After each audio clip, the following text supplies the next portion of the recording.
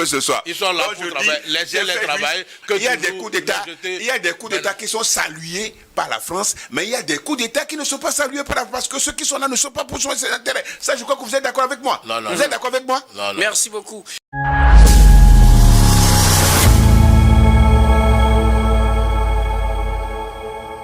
Après une transition de moins de 2 ans, l'on passe aux élections. Brice Clotaire Nguema est élu finalement président de la République, il n'est plus militaire. Et d'un autre côté, en Guinée, où les résultats provisoires sont proclamés, Mamadi Doumbouya est élu avec plus de 85% des voix. Il vient de mettre fin donc à 4 ans de transition après avoir renversé le président Alpha Condé. Ça, c'est la première sous-partie. La deuxième sous-partie, c'est les régimes aussi qui étaient déjà sous coup d'État, mais qui ont encore fait parler d'eux au cours de cette année. Je veux parler du Mali et du Niger, qui ont augmenté la durée de la transition de 5 ans chacun. Oui, il faut le dire. Il faut d'emblée faire la remarque que lorsque les militaires arrivent au pouvoir, ils ont toutes les stratégies pour y demeurer, pour y perdurer. Donc, ce qu'ils vont dire dans un premier temps, ils vont essayer de faire le ménage, le toilettage.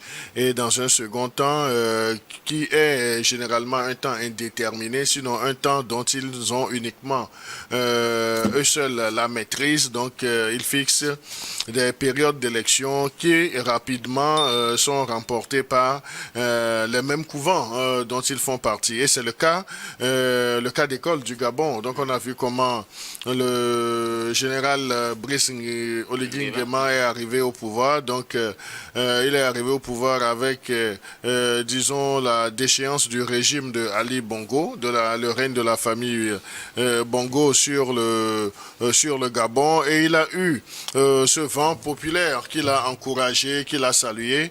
Mais à un certain moment, on a remarqué que l'envie de garder le pouvoir était plus forte que la transmission du pouvoir à un civil. Donc cela a été justifié par des contorsions politiques qui ont abouti à ces élections où le général... Mais il a organisé les élections en moins même de 2 ans, initialement prévues pour la transition.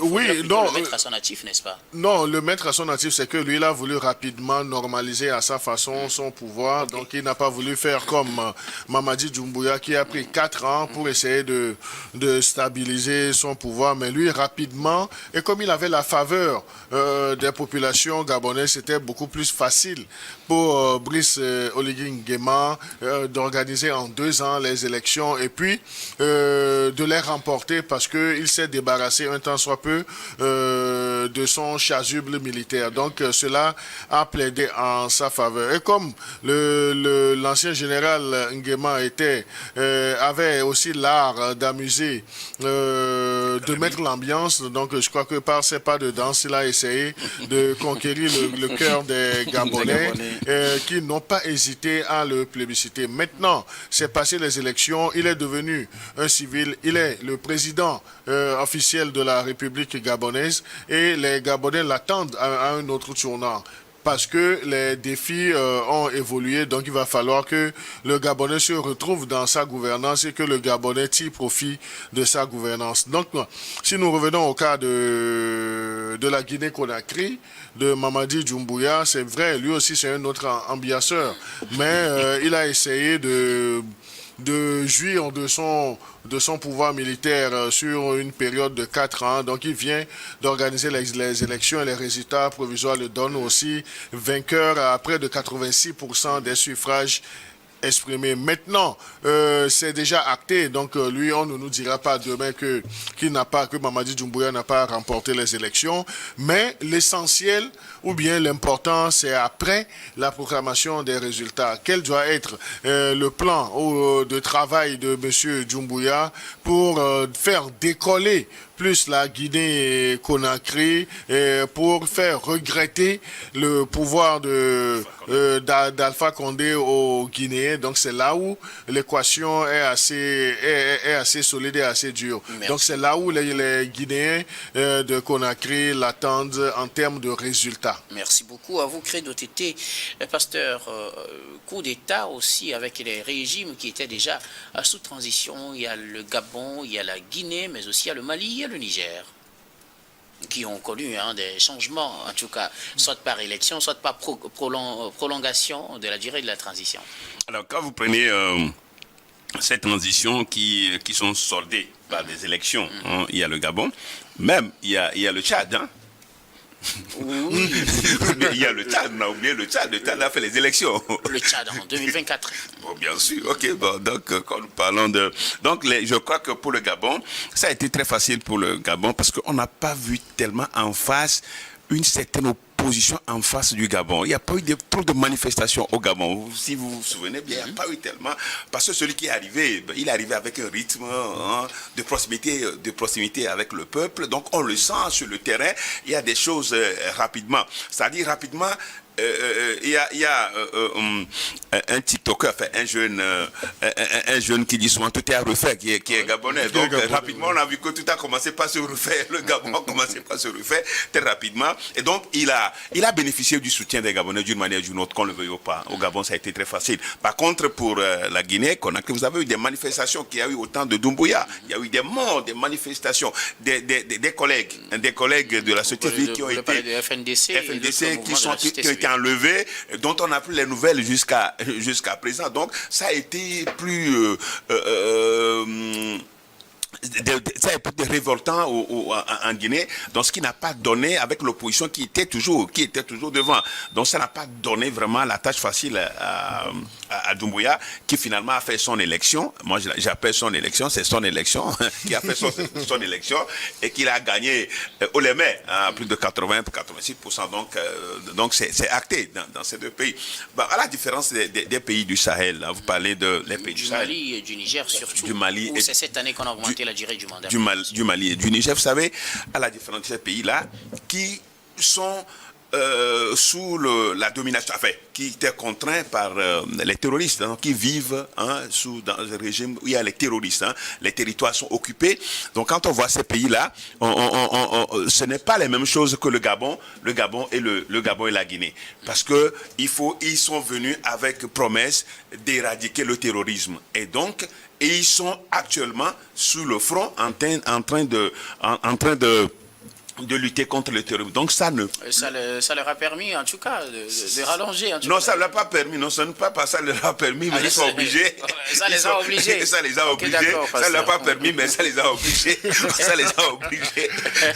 Vous savez que je suis leur ambassadeur. Donc, bien sûr, je défends bien leur cause. Donc ça fait qu'aujourd'hui, ils sont...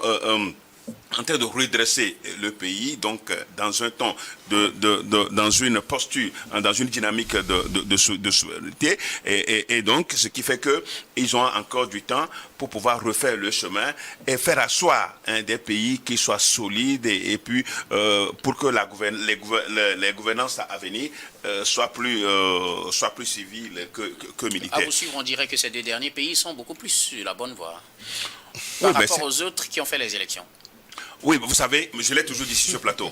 Ils peuvent, les deux, que le Niger et le Mali. Le Mali peuvent organiser les élections. Bien sûr. Et les gagner comme les gens le font. Mais ce serait une perte de temps et d'argent. Okay. Donc il faut au moins, il faut sauver ces fonds pour faire autre chose que de les investir, que d'organiser les élections. On connaît déjà les gagnants. Si vous voulez, ils peuvent le faire. Mais eux, ils ne pensent pas le faire. Ils ne pensent pas le faire se faire légitimer par des élections où il n'y aura pas l'opposition, où il n'y aura pas la vraie démocratie. Qu'est-ce qui les empêche de faire venir la vraie démocratie et faire de bonnes élections? Non, je crois qu'on n'a déjà pas le passé. On a senti que dans ces pays, au nom de la démocratie, le terrorisme a pris tout le territoire. Parce que c'était des gouvernements... C'est à cause de la démocratie. Mais c'est des gouvernements démocratiques. Ce sont des gouvernements démocratiques. On a laissé les militaires, on a laissé les militaires sans matériel. Les militaires sans matériel sur le terrain. Avec l'ex-puissance coloniale, la France qui ne voulait pas leur vendre de matériel. Et donc, ils pouvaient aller avec des bâtons. On va contre les terroristes avec des bâtons. Des bâtons, c'est-à-dire des armes usées. Merci beaucoup. Et donc, du coup, aujourd'hui, ils sont sur la bonne voie. Tout ce qu'on peut souhaiter à ces pays, c'est d'avancer très rapidement et de revenir à des régimes des régimes démocratiques. Ça, souvent, plus solides. Il y a des régimes civils. Civils et plus républicains. Merci beaucoup à vous, pasteur. J'ai finalement eu ma réponse. Donc, ils sont beaucoup plus sur la bonne voie que les autres qui ont fait les élections. Robert Kosigan, à côté, parlant d'élections ou parlant de coup d'État, il y a une catégorie de pays qui avaient déjà connu les coups d'État les années antérieures, mais les régimes se sont consolidés cette année, c'est-à-dire par les élections, je veux parler du Gabon et de la Guinée, ou soit par la prolongation de la durée de la transition, je veux parler du Niger et du Mali. Oui, moi je vais commencer d'abord par les pays sahéliens. C'est vrai que leur cas est à part, sauf que à ces dirigeants, je voudrais donner un conseil. Quand vous avez alors des gens qui, après avoir reçu leur offrande, alors vous ne font que vous qualifier, vous donner des qualificatifs, ne font que applaudir vos actions sur le terrain, même si elles ne répondent pas favorablement à l'intérêt du grand nombre. Faites beaucoup attention parce que souvent en Afrique, on sait que quand on vous crie, on vous chante, c'est que c'est les mêmes personnes. S'ils prennent alors l'offrande de l'autre côté, ils peuvent vous mettre alors des trous devant ou derrière. Faites beaucoup attention parce que tout le monde vous applaudit, on vous acclame. Ça ne voudrait pas dire que nécessairement sur le terrain, tout va bien. C'est parce que les gens-là ont reçu leur offrande. Le jour où ils ne vont plus recevoir cette offrande-là, c'est les mêmes personnes qui vont vous mettre alors des pots de banane sous vos pieds. Faites beaucoup attention. Chez eux, leur cas est différent. On ne va pas en débattre sur ce plateau. Maintenant, si je prends le Gabon c'est parce que voilà, la population gabonaise a été appauvrie par le gouvernement des Bongo durant des années. Jusqu'alors, je pense que la population du Gabon, c'est comme la région maritime et une partie de la région des plateaux. Point, c'est tout. 2 millions d'habitants, mais avoir leur richesse de sous-sol et le bois, c'est des gens qui doivent normalement, ils ne doivent pas connaître la précarité. Mais malheureusement, avec le régime du Gabon, de Bongo père et de Bongo fils, ils ont été suffisamment paupérisés. Leur économie a été saccagée et je ne sais pas comment même qualifier. Maintenant, quand Brice Oligui Nguema, c'est vrai qu'il a été proche des Bongo, mais quand il a fait ce sursaut patriotique, voilà. Donc, les Gabonais se sont dit, ah, peut-être avec lui, il vaut mieux traiter avec le mauvais diable que d'attendre alors le bon ange venant du ciel. Alors, c'est à Brice Oligui Nguema maintenant de retourner l'ascenseur aux Gabonais en faisant d'abord une bonne gouvernance et une redistribution équitable des biens du Gabon à tous les Gabonais. Maintenant, au niveau de Mamadou Doumbouya, c'est vrai qu'il est militaire, mais il a posé des actes qui ont réconforté les Guinéens. Moi, je ne suis pas surpris de son score parce que quand je prends d'abord la ligne de train qu'il a construite depuis Conakry jusqu'au nord, aller-retour, je pense quand même que c'est des choses qui déjà ouvrent un peu les rideaux sur ces perspectives économiques, sociales et politiques sur ce pays-là.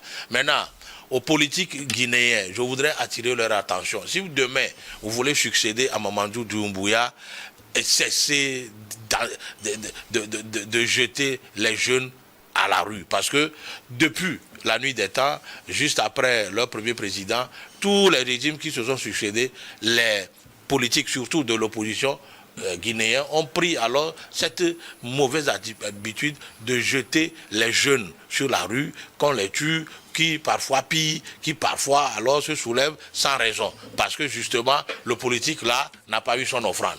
Et il veut alors faire des protestations par des jeunes qui souvent perdent leur vie. Il faudrait qu'eux aussi cessent. Parce que quand on dit la démocratie, il faut la paix, il faut la sécurité et attendre alors celui qui est au pouvoir dans les urnes. S'il n'a pas bien fait, aujourd'hui, personne, je ne vois pas quelle constitution punit quelqu'un qui vote contre un gouvernement. Alors, il faudrait qu'il lutte pour que les lois électorales soient faites d'une manière consensuelle et qu'ils aient la capacité de surveiller les élections et que, au lieu d'appeler les jeunes toujours aux manifestations, de laisser jusqu'à 4 ans et à la 5e année, alors d'ouvrir alors la bataille électorale pour que, voilà, si le président ne fait pas bien, on le succède par voie électorale. C'est ce que moi je voudrais le conseiller. Merci beaucoup à vous tous, oui, pasteur. Je voudrais juste préciser que quand nous prenons les deux coups d'État, Gabon et la Guinée-Conakry, c'est des coups d'État qui ont été salués d'une manière ou d'une autre par la puissance coloniale. Parce que quand vous prenez le Gabon, vous prenez la Guinée, il n'y a pas eu trop de difficultés je ne suis pas dans entre ces deux pays et la France, par exemple. Mais quand vous prenez le Mali et et le Niger, mais c'est des coups d'État qui n'ont pas plu à la puissance, C'est coloniale. votre chanson de tous les jours. C'est vous qui allez gâter la chose. Non, mais et du coup, parce que vous avez reçu votre aumône. Vous allez dire ça. Ce n'est pas bien. Voilà. Qu'est-ce que vous appelez aumône? Si. De toutes les façons, sur ce plateau... Vous avez reçu votre aumône, vous avez reçu. Sur ce plateau, votre aumône, l'offrande a été versée, donc sur ce plateau, toujours. J'aime toujours le titre d'ambassadeur, mais je n'ai reçu un rond de qui que ce soit. De qui que ce soit, je dis, je n'ai reçu un rond. Vous jetez trop de fleurs, laissez les gens travailler. De qui que ce soit. Ils sont là pour travailler, laissez-les travailler. Il y a des coups d'État, qui sont salués par la France, mais il y a des coups d'État qui ne sont pas salués par la France, parce que ceux qui sont là ne sont pas pour ses intérêts. Ça, je crois que vous êtes d'accord avec moi. Vous êtes d'accord avec moi? Merci beaucoup à vous tous pour vos contributions. Nous allons marquer la pause pour le journal, puis on reviendra tout à l'heure.